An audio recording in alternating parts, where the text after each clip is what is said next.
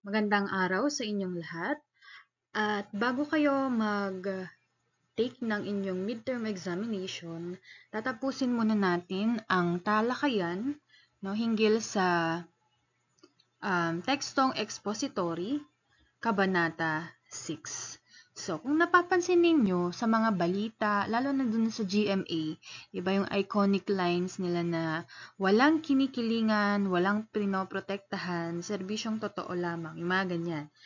So, parang ganito mismo yung tekstong expository, no? Ibig sabihin, pawang katotohanan or katotohanan lamang ang isinusulat, ang inilalahad mo sa uri ng sulatin na ito. Okay, tignan natin ang kahulugan ng tekstong expository para mas mabigyan kayo ng mas malawakang ideya patungkol dito. Ang tekstong expository ay bunga ng pagpapahayag na ang layunin ay gumawa ng malinaw, sapat at walang kinikilingang pagpapaliwanag sa anumang bagay na nasasaklaw ang isip ng tao. Sinasaklaw ng teksto expository ang pinakamalaking bahagi ng binabasa at sinusulat ng tao. Okay. So, kinakailangan hindi siya questionable. Kumbaga, sa paglalahad mo ng impormasyon ay nandoon na lahat, malinaw, naiintindihan, at walang pagdududa. Okay. Narito ang katangian ng tekstong expository. Una, objektibo ang pagtatalakay sa paksa. Ibig sabihin, wala kang dagdag, walang bawas sa iyong paksang nais mong talakayin. Pangalawa, sapat na mga kaalamang ilalahad. Ibig sabihin, kumbaga, kompleto yung information na dapat mong ilagay. Pangatlo, malinaw ang pagkakahanay sa mga ideya. Para hindi magdulot ng kalituhan, lalo na kung gagawa kayo ng research, 'di ba? Mas maganda yung direct to the point, para hindi na nagkakaroon ng kalituhan. At ang pang-apat, analitiko ang pagsusuri ng mga kaisipan at datos. Ibig sabihin na may measure, feasible, 'di ba? So, ayan ang mga katangian ng tekstong expository. Isa-isahin naman natin ang mga hulwaran ng mga organisasyon ng teksto. Una na dyan ang definition, di ba? Yung kahulugan. Pansinin ninyo, direct to the point yung pagbibigay ng kahulugan, di ba? So, pagbibigay sa kahulugan ng salita sa pamamagitan ng iba't ibang pananaw o maaring pagbibigay ng mga kasing kahulugan. Isang uri ng diskursong expository na pinakamadalas gamitin. Maaaring maibigay ang kahulugan ng isang bagay o salita sa tulong ng ibang salitang kasing kahulugan nito. Halimbawa dito ay sa mga kulay. For example, itim. Ano ba ang kahulugan nun? Maaaring anong tawag dito? Daramdam? Nagdadalamhati, diba? So, ganun. Pula, pwedeng masaya, in love, diba? So, yun yung mga definition. Next, ang enumerasyon o paglilista. So, saan-saan nga ba ginagamit ang mga ganito? So, pag-aayos ng detalye ayon sa pagkakasunod-sunod mula simula hanggang huli. Ang hulwarang ito ay maaaring maglahad ng mga halimbawa na nabibilang sa isang uri o klasifikasyon. Okay, halimbawa, i-enumerate ninyo yung mga planets, diba? Ilista ninyo yung lahat ng mga bayani, mga ganyan. So, enumeration yun. Ito naman, halimbawa, Mga hakbang sa pagbasa ayon kay Gray: recognition, comprehension, reaction, application. Para lang nag-enumerate kayo, parang sa quiz. Okay, so hindi naman na natin kailangang detalyadong ipaliwanag ito, di ba? Pangatlo ay ang pagsusunod-sunod. Nagpapakita ito ng serye ng mga pangyayari na maaaring humantong sa isang konklusyon o pagkakasunod-sunod ng mga pangyayari. Sa hulwarang ito ng mga organisasyon ng teksto, nabibigyan ng pagtataya o ebalwasyon ng isang mambabasa kung alam niya kung paano ang pagkakasunod-sunurin ang mga mahalagang pangyayari sa isang kwento. So kung maalala ninyo, siguro sa nung high school kayo, meron yung i-identify ninyo kung alin ba sa kwento, alin ba dito yung simula, yung gitna, yung wakas, 'di ba? So, dapat dito masusubok yung kagalingan ninyong sumuri no ng pagkakasunod-sunod. So, yun lang naman yun. Yung gumagamit pa nga tayo ng mga salitang una, ikalawa, ikatlo, ikaapat at panghuli. Okay, so yun na yung mga pagkakasunod-sunod.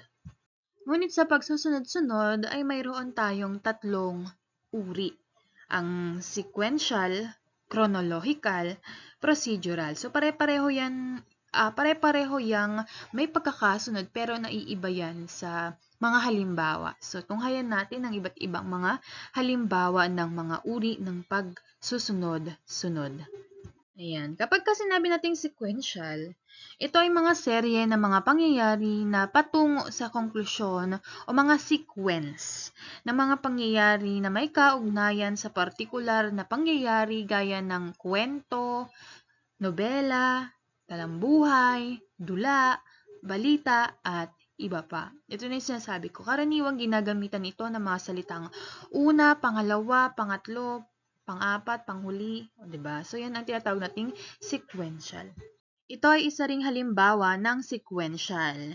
Ito yung kwento, no, yung angkalupi. So, may pagkakasunod-sunod yan. Siyempre, sa unahan ay ang unang pangyayari, then susunod na pangyayari, pangatlo, pang-apat, panglima.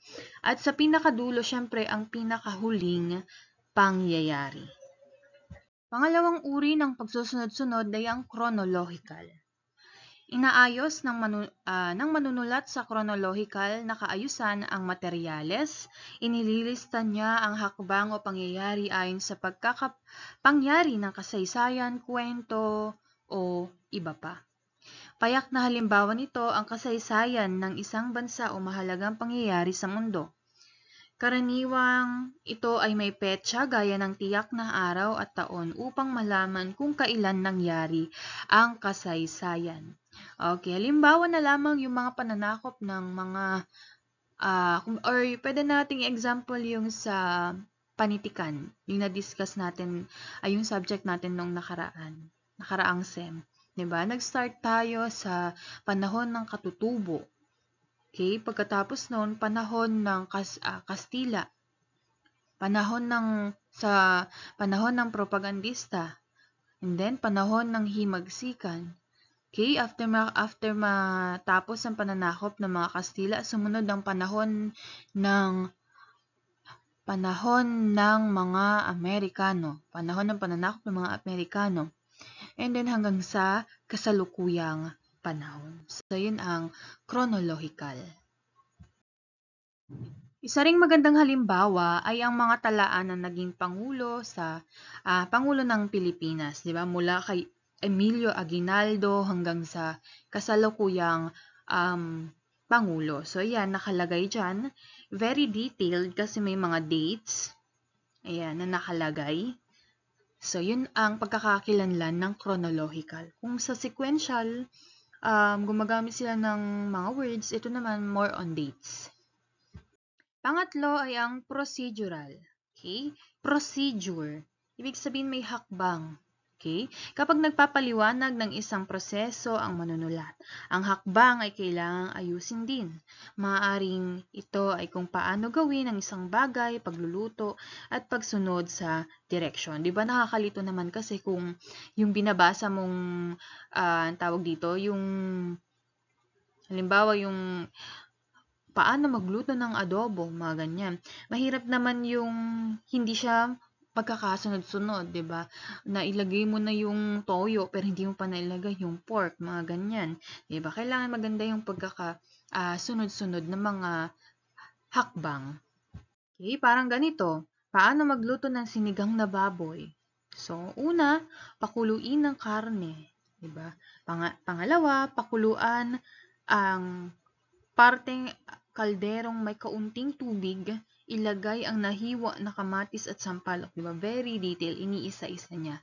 So, ganyan ang procedural. Nang sa gayon na hindi magdulot ng kalituhan. Okay? Hindi lang naman sa pagluluto, pwede rin namang paano pumayat, 'di ba? Okay? Ano-ano yung mga steps, ano-ano yung mga ways para pumayat. So, lahat ng yan ay procedural. Okay, next, ang paghahambing at pagko-contrast. Okay, so, alam ko ang tatatak sa inyong isipan dyan ay ang Venn diagram. Walang katapusang Venn diagram. So, totoo nga naman. Sa paghahambing, ipinaliliwanag ng manunulat ang pagkakatulad sa pagitan ng dalawa o higit pang ideya, tao, lugar, pangyayari, bagay, at iba pa. Samantalang sa pag-contrast, diba? Halimbawa, kontra, pinaliliwanag naman ang pagkakaiba. At isang maganda example dyan ay ang Venn diagram. Bukod sa Venn diagram, pwede rin naman ganyan. Diba? Kung ano yung na-oobserba mo dyan. Halimbawa, dating panatang makabayan. Diba? Makikita mo yung pagkakapareho at pagkakaiba. Okay, so, ito naman yung tinatawag nating Venn diagram. Diba? So, dalawang bilog at sa gitna nun, pinagkagitnaan ay ang pagkakatulad. Meron din namang payak na habi. Diba? Mula paksa, pagkakatulad, at pagkakaiba or pagkaka-contrast. Panglima ay ang problema at solusyon. Paglalahad ito ng mga suliranin at paglalapad ng kaukulang solusyon. Sa pagbasa ng mga akdang pampanitikan, umiikot ang kwento sa tinatawag na tungkulin o suliranin patungo sa resolusyon o kakalasan kung paano binibigyan ng kalutasan ang naging problema sa kwento. Di ba? Halos lahat naman ng mga stories ay may problema na kinaharap and then ang ending ay masusolusyonan niya. Kumbaga, malulutas niya yung suliranin niya at talamak iyan sa mga kwento, lalo sa mga maikling kwento. Kasi, gano'n naman talaga ang,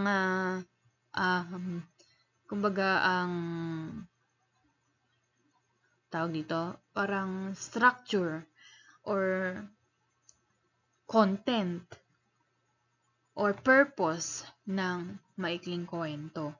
Diba? Yung magkaroon ng problem at kung paano masosolusyonan. Okay, pwedeng halimbawa, problema sa pera, kailangan nating magsumikap at magtrabaho ng maayos. Kung walang trabaho, kailangan maghanap. Maraming paraan kung gugustuhin lang natin tulad ng paghahanap sa dyaryo at humingi ng tulong sa mga kakilala. Okay, diba? So, lahat naman ng problema ay may solusyon.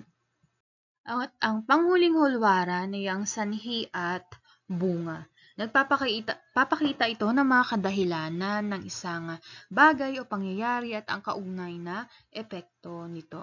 Ang sanhi ay isang ideya o pangyayari na maaaring humantong sa isang bunga. Okay, halimbawa nito ay ang narinig mo ang sirena ng isang ambulansya. Ano ang maaaring bunga ng sirenang ito? Okay, tunghayan natin ang halimbawa. Isang bagay na maaaring mangyari at ikagulat at ikabahala mo ang sirenang narinig. So, ibig sabihin na bother ka, o kaya natakot ka, instead na magre-review ka, wala na, natakot ka na, kinabahan ka na, 'di ba? Natulog ka na. So, ang bunga nun, ang ending nun, nakakuha ka ng mababang score kasi hindi ka nakapag-review. Kasi nga, narinig mo yung sirena. So, yun ang mga halimbawa ng sanhi at bunga. So, masyado siyang pang elementary na topics. Yan. So, hindi naman natin kailangang i-elaborate ng malaliman kasi alam na alam naman na natin itong mga to, no? Nire-refresh lang kumbaga. So, dito na nagtatapos ang ating talakayan, no, sa tekstong expository. Basta laging tatandaan kapag expository, pawang katotohanan lamang ang inilalahad. Maraming salamat sa pakikinig.